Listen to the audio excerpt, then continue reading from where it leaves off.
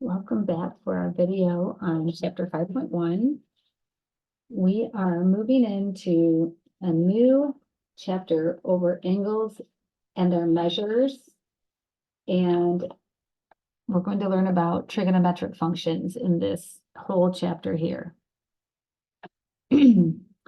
So some terminology in this lesson, also definitions on how to find radian and degree measures of angles, converting between radians measures and degrees, finding the length of an arc of a circle, and then computing angular and linear speed. So angles in the XY coordinate system. If we think of our XY coordinate system as this, where we have this is our origin 0, 0. We're going to call this the vertex of an angle. The initial side of the angle always starts here in the positive values of x and goes counterclockwise. And so we're going to call this angle theta. I'm going to make it bigger, and it's this spelling of this Greek letter here. We're going to call the angle theta. And so the initial side here, and then it moves to the counterclockwise to the terminal side. Okay. We can also have a theta that goes counterclockwise, and this would be a negative angle here. Okay, so sketch an angle that is a negative 135 in standard position. So if you were to go all the way around one time, that's called one revolution. Kind of like one revolution of the clock is 1 second, 1 minute is one revolution around the clock. So one revolution is 360 degrees in angle measurements. And then in radian measurements, that is the same as 2 pi radians. And we're going to talk about that as we go. But if we want to go a negative 135, halfway around is 180 degrees. So you're going to be learning all about that. So that means we're going to start here in our initial side. And I'm going to go in the negative direction, 135. So right here would be 90. And then I'm going another 45 to here. So this is a negative 135 degrees. Then by definition, coterminal angles are angles that we need to know about. Coterminal means that they go with. Co means with. So they end, that's the terminal, they end the same. And they're in multiples of 360. So if I want to find the angles that are coterminal with an angle of 150, I could take 150 and add 360. So that would be an angle that's degree of 510. Or we could take 150 and go backwards a full revolution of 360, and that would be an angle of a negative 210.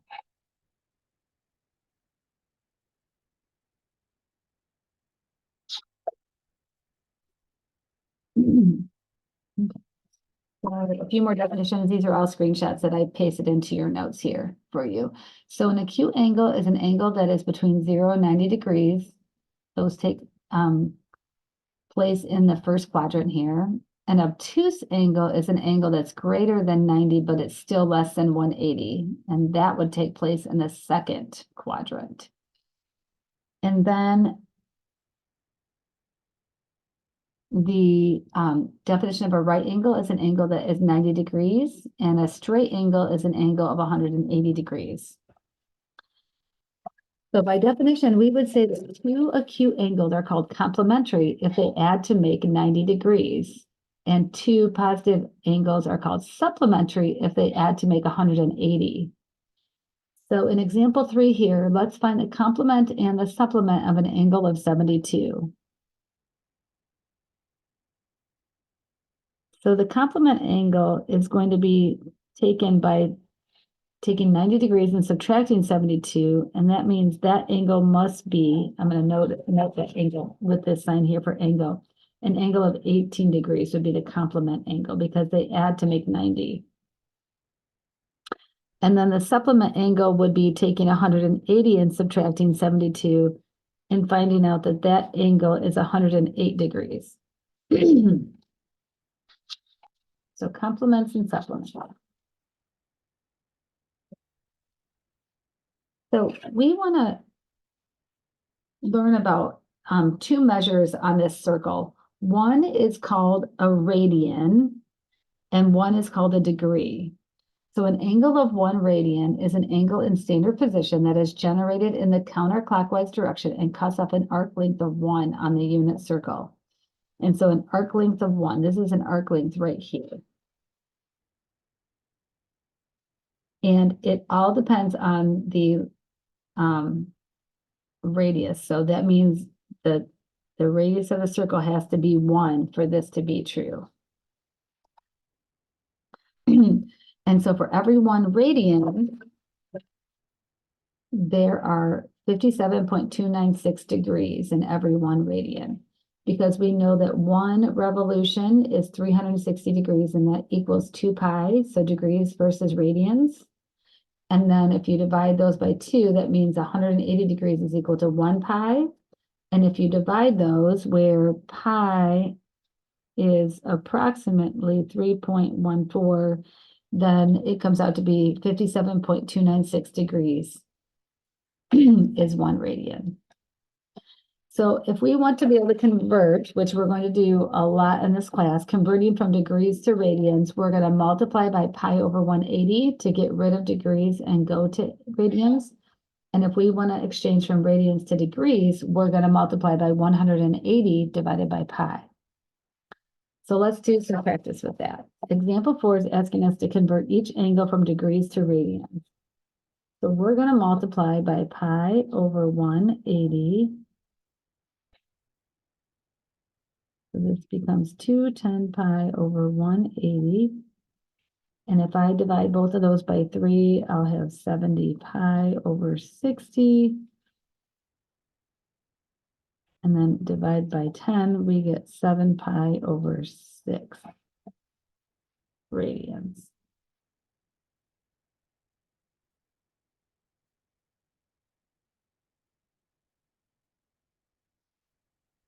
And then if we want to go from a negative 60 degrees to radians, we're still going to do the same thing. So we'll have a negative 60 pi over 180. And 60 cancels into 180 by 3. So we'll have a negative pi over 3 radians. So radians is our unit here, or degrees. And we transferred from a unit of degrees to radians.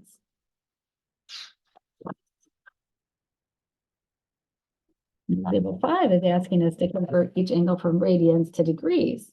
So we're going from pi over 3, and so that means we want to get rid of the radians, so we want to end up with degrees. So we're going to multiply by 180 over pi. And so we'll cancel out the pi, and we'll have 180 divided by 3, which leaves us with 60 degrees. Now, sometimes you will have a radian measure that doesn't have a pi in it. So don't always assume that you have to have a symbol, that pi symbol, to be able to cancel. Sometimes they give it to us in just a decimal number. We have to know whether we're given radians or degrees. So pi over 4, I'm going to multiply by 180 over pi.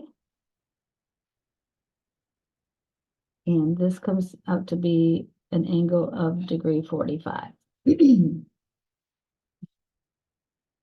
Now, we're going to go back to arc length.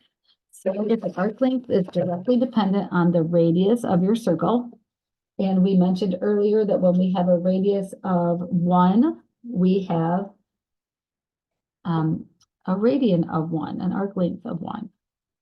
So the length of an arc of a circle is directly proportional to the angle theta that cuts off that arc. If angle is given in radians, the arc length is S equals the radius times theta. Okay, So example 6 says, find the length of an arc of a circle of radius 5 meters that is cut off by an angle of 3 pi over 4 radians.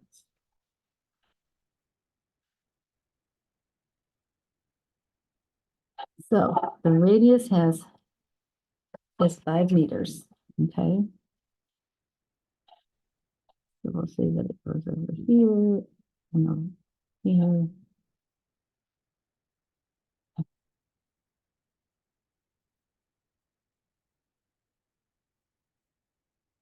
My circle drawing is not good, but 3 pi over 4 means it's not a full pi. It's 75%, right? 3/4 is 75%.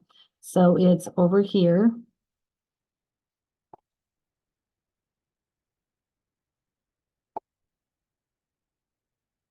So this is the degree. This is the angle here. Is 3 pi over 4. Rate meters.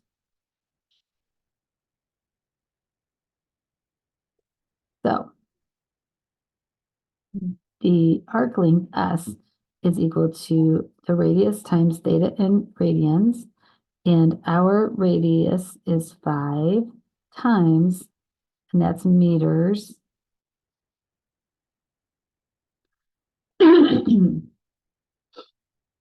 And then that's going to get multiplied by the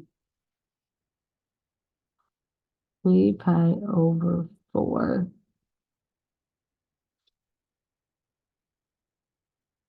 radians.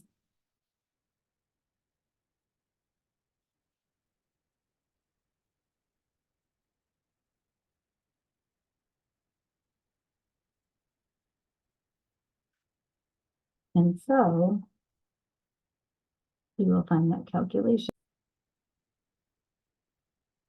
And so that comes out to be 15 pi over 4 meters. And we can definitely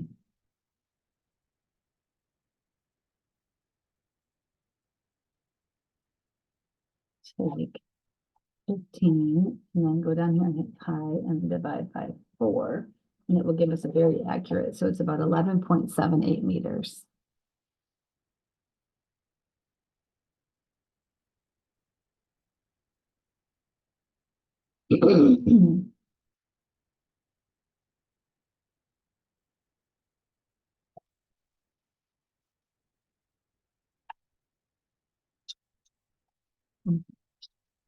Let's look at example 7. Example 7 says, find the distance traversed by the tip of the second hand on a clock as it moves from the 20-second mark to the 50-second mark. So let's think about a clock, the base of a clock here. So the 20-second mark is right about there. And the 50-second mark is directly across. Actually through the center, if I had drawn the center correctly. But essentially, we have traversed half of a revolution around.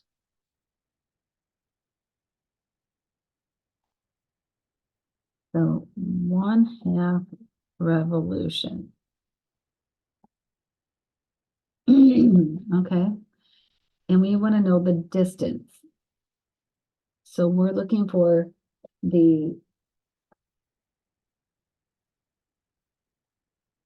arc length.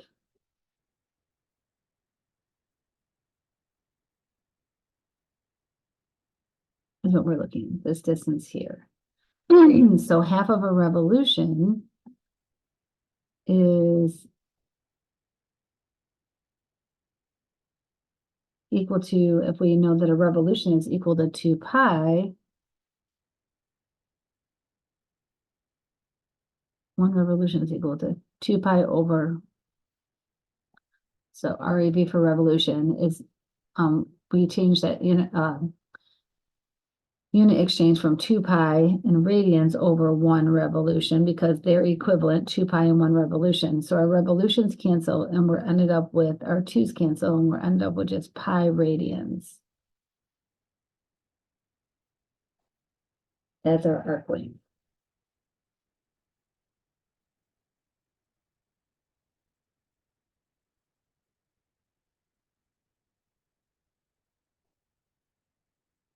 And, oh, I forgot.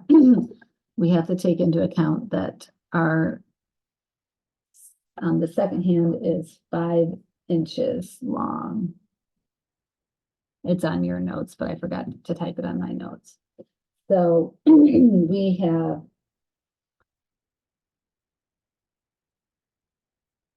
the radius times the arc length. The radius times the angle. That's going to be 5 times pi, or 5 pi inches, because now we just moved to inches. So our angle was radians, 5 to pi radians, and then the length of our arc is the radius times the angle, and our radius was 5 inches.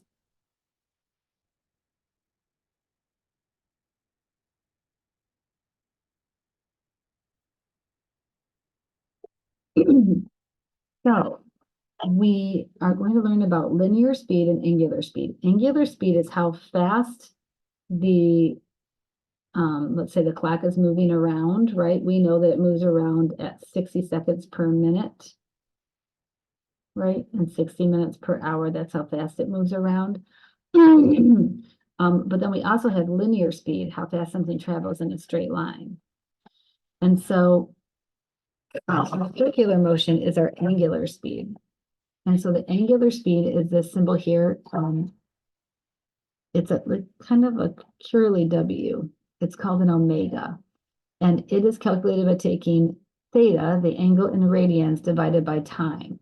The distance traversed by the object per unit time is called linear speed. So this is our speed in a straight line. If a point on the circle of a radius r travels in uniform circular motion through angle theta in time t, its linear speed is calculated by v equals s divided by t, where s is the arc length given by this s equals the radius times the angle in radians, which we just learned how to calculate. So the linear speed v of a point that is a distance r from the axis of rotation is given by this. V is r times your angular, r times your angular speed.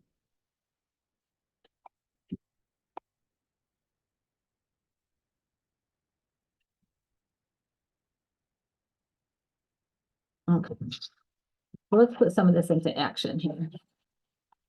So example 8 says a vintage vinyl record makes 45 revolutions per minute. So that's why they say that they're a 45. And they were pretty small records. They were only about like this. What is the linear speed of a point 2 inches from the center of the record? So if you had a record, let's say the record was this big, and you had a little hole in the middle, and then some of the songs were here, and the record would play, and some of the songs were here, and some of the songs were out here where the needle would read what's on the circle. So they want to know what is the linear speed of a point 2 inches. So if we go from the center out 2 inches, what is the linear speed? What is it traveling when it's this? Because remember, we learned about radians are at 1 inch radius, but what we're talking about 2 now. So our angular speed is our angle in radians divided by time. And they told us that that was 45 revolutions per minute. And we know that 1 revolution is 2 pi. So our revolutions cancel, and we have 90 pi radians, RAD per minute. That's our angular speed. And our linear speed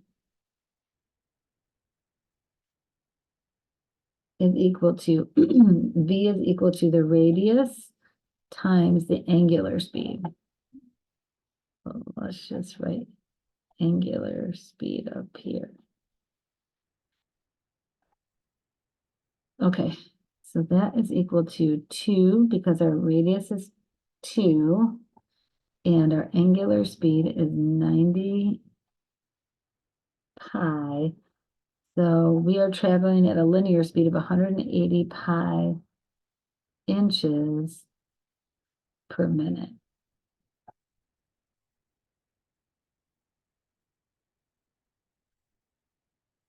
These definitely take some thinking because it's a lot of new terminology.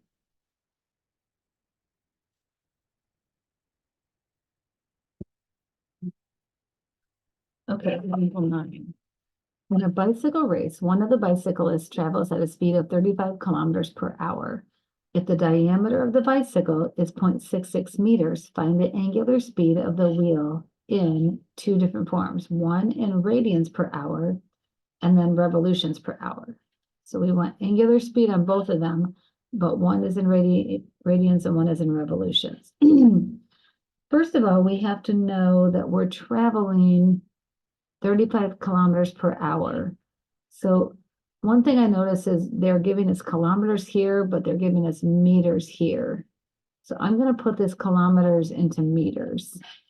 So 35 kilometers per hour times 1,000 meters in 1 kilometer. We end up with 35,000 meters per hour. Okay, that's good to know.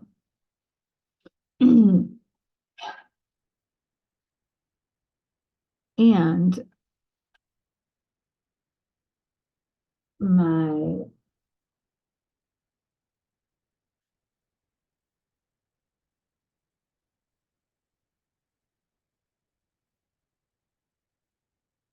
angular speed here, they told me,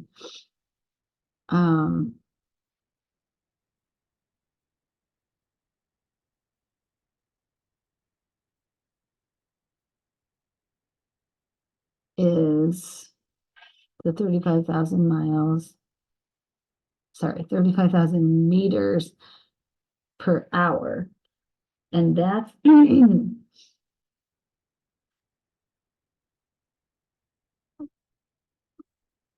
that's my linear speed.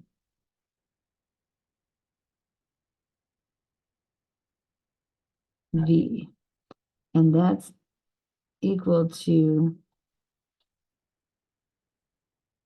the radius times the angular speed.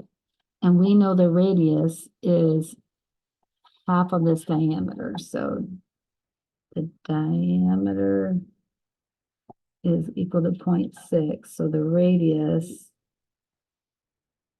is 0.6 divided by 2 or 0.33 meters. So we can then say that 35,000 meters per hour, this is hour, is equal to 0.33 meters times the angular speed. So we need to find the angular speed. So we're going to take 35,000 meters per hour and multiply by 1 over 0.33 meters because we're divided by 0.33. So our meters cancel and we have 35,000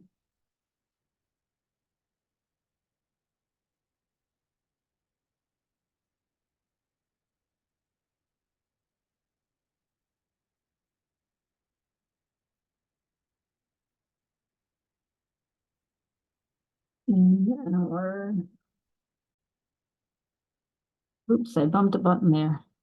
35,000 divided by 0.33, and this will be in radian. This will be our traveling in radians per hour. So when we take 35,000 divided by 0.33, we get 106,060.6 as our angular speed.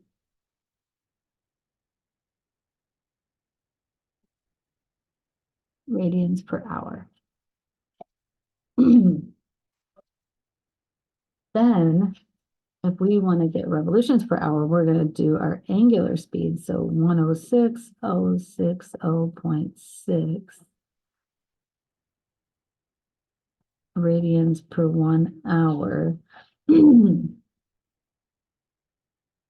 we know that one revolution is equal to 2 pi radians. We can translate this into revolutions because our radians cancel. So we'll have 10, 60.6 divided by 2 pi comes out to be about 16,880.07 revolutions per hour.